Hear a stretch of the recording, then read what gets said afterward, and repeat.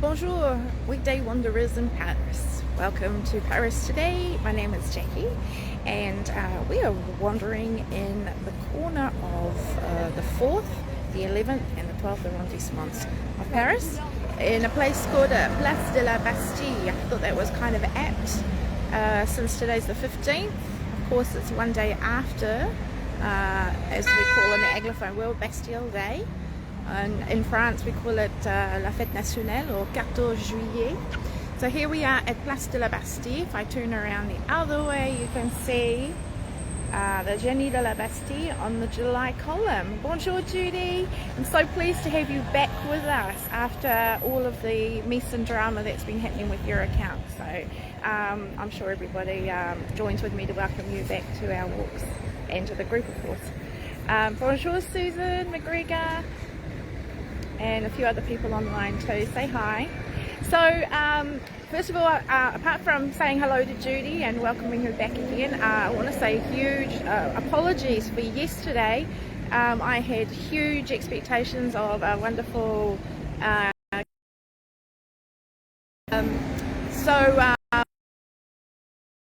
getting phone calls. I'm trying to block the phone calls, but I can't. Sorry, that just sort of, yeah. Bonjour Kim, welcome. So yesterday, as you could possibly imagine, we have probably, at least 500,000 people decided they wanted to live stream their videos of the défilé at the same time I did, and it just did not work. I did get some video, but it's somewhere in the Facebook ether and I don't know how to retrieve it. So unfortunately I just had some really bad photos which I posted late last night or this morning, and so that's all I have, I'm afraid. I'm really sorry about that. And the same with my fireworks last night. I did go and got caught. The metro was just crazy and it was a bit sad really. So unfortunately we'll have to say that 14 juillet was a bit of a non-event for us this year. So let's move on from that. Bonjour Glenda, thank you for saying hello. Right, let's have a look at Place de la Bastille, shall we? Let me turn my camera around here.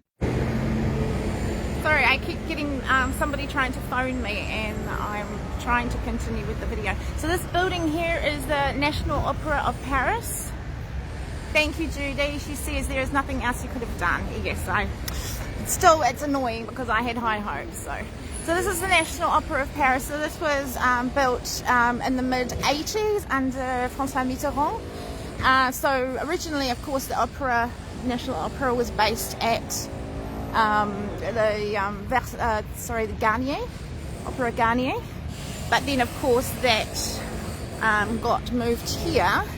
While they still have opera playing at the Opera Garnier, that is actually the seat of the National Ballet now. Okay, so it's a beautiful day today, lots of sun, and it is very pleasantly warm, but nothing like the heat that we've had over the last few days. So I'm really pleased for that reprieve. I really suffered. So Glenda May says she loves this building. You like this building? It is, it's nice, yeah. I've never been inside it though, so if anyone's been inside it, let us know what you think. So we're just crossing over here to the actual square. So this was, there used to be a road running through where we're pointing now, but that was removed and now it's all pedestrian. So underneath this pavé here is the Canal Saint-Martin. This is where it starts, but of course it's all underground. And what we have over here is the Porte d'Arsenal, which is where the Seine joins in. So you can't see down there.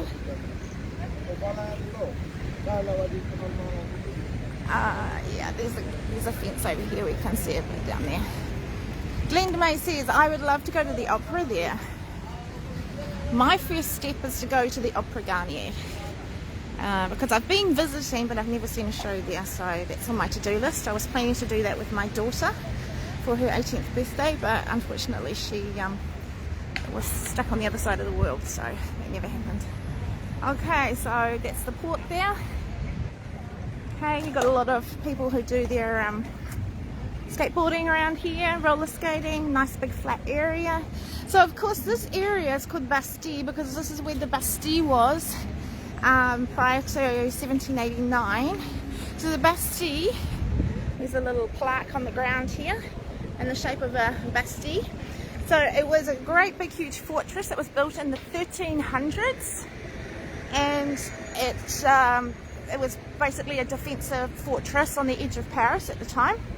And then under Richelieu in the 17th century, they turned it into a prison, which is not very nice, but you know. And then of course became a symbol of the autocratic tyranny of the monarchy. So that's obviously, you know, which goes into the story of the French Revolution, where on the 14th of July 1789 they stormed it and took all the armaments out, all the ammunition, and waged a bit of a rebellion, which we now know as the First French Revolution. So this is also marked here on the ground, 1789. But there are also other plaques around here, and there are several other dates that you can see. So this is the July column, and it's also called the Colonne de la Liberté. And of course it was built in honor of the les Trois Glorieuses, which were the 3 days of the Second French Revolution. So the 27th, 28th, 29th of July 1830. And that was when the Bourbon monarchy was overthrown and the Orleans monarchy took over. Bonjour Margaret Redrup, how are you? Margaret, could you please message Anais and let her know that I'm doing a live video, and I'll call her straight back after. Thank you. Alright, so on this column it's divided into 3. I'm not sure if you can see that, I'll try and zoom in. But each section there have the names of all the people who died in the battles of those 3 days. So one for each day. Now the Jenny itself, that could have at one point been the Marianne, which is the symbol of the French Republic, but of course this was built by a king, so that wouldn't be appropriate to have Marianne there. So they have this Jenny, which is the spirit of liberty in general. He's kind of like a mercurial type person, and he has a little flame just like the Statue of Liberty. So they're cousins, if you like. And there's a symbol on the side. There's lots of lions actually all over it, and the lions represent the strength of the people, the courage of the people rebelling against tyranny. But also, of course, this month, the month of July, is the month of Leo the lion. So that's what the symbolism for that is. Okay, so it's 50 meters tall, very heavy as you can imagine. They originally wanted to put a big elephant here. Of course, a year after the First Revolution in 1790, this whole area was basically totally dismantled, and it was just a bare spot, and they thought, well, what are we going to do with it? And shortly after that, our friend Napoleon took power, and his idea was to put an elephant there, because of course elephants represented, you know, for him, the imperialism over those exotic distant lands. So that's what he was hoping to do. Now, where we're heading now, on the road, the footpaths and everything, you will be able to make out some brass plaques.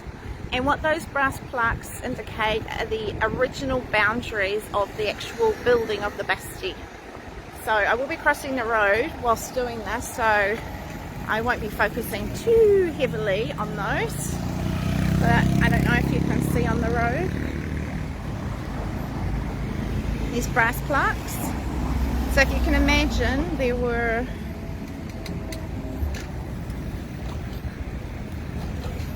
several towers,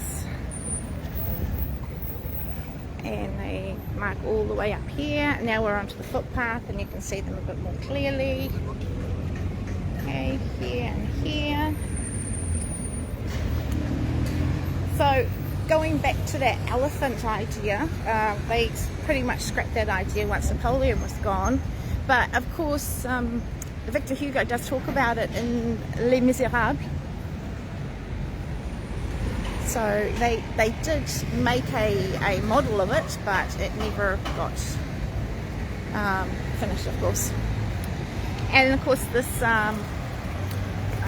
column was built with the cannons that were confiscated by the French army from the Spanish. So Spanish cannons. Okay. So we've got the sun pointing in this direction here, so I won't point too long there. Okay. Just waiting on the green light so we can cross over. It's a very busy intersection.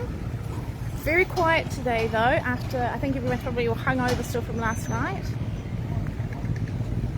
Not necessarily an alcoholic hangover, just like for example last night I was right next to the Eiffel Tower and didn't see anything. It was a real disaster.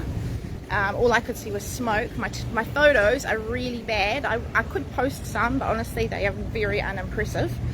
But mostly there was just smoke everywhere. And I had to walk home from the Eiffel Tower, which normally would take me about 35-40 minutes. But last night it took me about an hour and a half because the streets were just crazy busy and the metro was just unbelievable. And a lot of metro stations were shut. So I just showed you some more plaques. I probably should point back here. So more plaques showing the outside of the Bastille. So I find this really fascinating because it gives you a real present day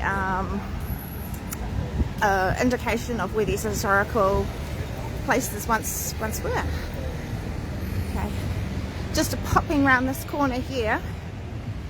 Margaret says, are those the outlines of the Bastille? Yes, they are indeed. They're the outlines of the Bastille. Okay, so that was back there. So just showing quickly this restaurant here. This is a very notable restaurant. Now, it's difficult to know exactly what it's called because it's an Alsatian restaurant. And my husband's family are Alsatian. We went here for dinner once and they pronounce it 15jul, which of course in French speak would be how you would pronounce it. But I mean, all us Anglophones were saying Bowfinger. Okay, either way, it has the most amazing interior, one of those beautiful domes inside. It's Art Nouveau. It's gorgeous and highly recommended to go there. Okay, so we're going to finish up pretty soon. I'll just cross over to the other side of the road.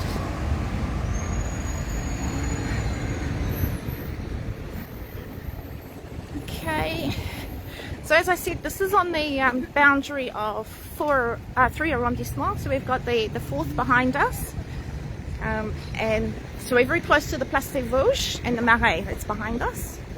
Let's quickly walk across the road, and then we're walking here towards the 11th arrondissement and over this way towards the Opera. The Opera is actually in the 12th arrondissement, so 11th here and the 4th behind us. And finally, this is the big marketplace. This is one of the biggest markets in Paris. It runs on Thursdays and Saturdays, and as you can see it's a bit quiet because that was yesterday. So anyway, let's finish there, shall we? The July column, which commemorates not Bastille Day as such, which is what we did yesterday, but French revolutions in general.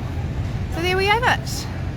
So again, everybody, thank you very much for joining me. I'm so pleased to be online after yesterday, and I will try and get the video on, but honestly it's not that great, so we're not really missing much. But there are a lot of people who are posting beautiful photos and videos, so I'm sure you'll be able to find some online.